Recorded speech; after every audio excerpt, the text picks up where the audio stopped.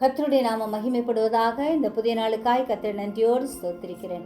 இந்த புதிய நாளின் தியானத்துக்காய் எடுத்துக்கொண்ட வசனம் ஏசாயா தீர்க்கதரிசியின் புஸ்தகம் 61வது அதிகாரம் 7வது வசனம். உங்கள் வெட்கத்துக்கு பதிலாக இரண்டந்தனையாய் பலன் வரும், இரட்சைக்கு பதிலாக தங்கள் பாகத்தில் சந்தோஷப்படுவார்கள். அதிநிமித்தம் தங்கள் தேசத்தில் இரட்டிப்பான சுதந்திரம் அடைவார்கள். நித்திய மகிழ்ச்சி அவர்களுக்கு உண்டாகும்.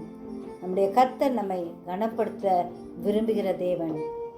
இரண்டந்தனையான கணத்தை கொடுக்கிற கர்த்தர் அவரே. எல்லா குழப்பங்களையும் நம்மை விட்டு நீக்குகிற தேவன் அவரே. நாம் வாழ்கிற இடத்திலே நம்மை கனப்படுத்தி உயர்த்துகிற தேவனும் அவரே. அவரே நம்மை சீர்படுத்தி ஸ்திரப்படுத்தி நிலைநிறுத்துகிற தேவனாயிருக்கிறார். நித்திய மகிழ்ச்சி நம் தலையின் மேல் இருக்கும்படியாய் செய்கிற தேவன். சஞ்சலமும் தவிப்பும் ஓடி போக கிருபை தருகிற தேவன். நம்பிக்கையுடைய சிறைகளே அரணுக்கே திரும்புங்கள், இரட்டிப்பான நன்மையை தருவேன், இன்றைக்கே தருவேன் என்ற இயேசுவை நோக்கி பார்ப்போம்.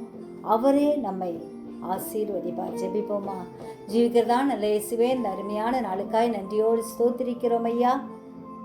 இரட்டிப்பான நன்மையை தருகிற தேவன், இரட்டிப்பான சுதந்திரத்தை அடைய செய்கிற தேவன், எங்களை கனப்படுத்த கிறிஸ்து எங்களோடு கூட இருக்கிறபடியால் நன்றியோடு ஸ்தோத்திரிக்கிறோம். உடைய கோலும் தடியும் எங்களை தேற்றுகிறபடியால் நன்றியோடு ஸ்தோத்திரிக்கிறோம். எங்கள் பாதம் கல்லில் இடராதபடி தாங்குகிற தேவனாக இருக்கிறபடியால் ஸ்தோத்திரம்.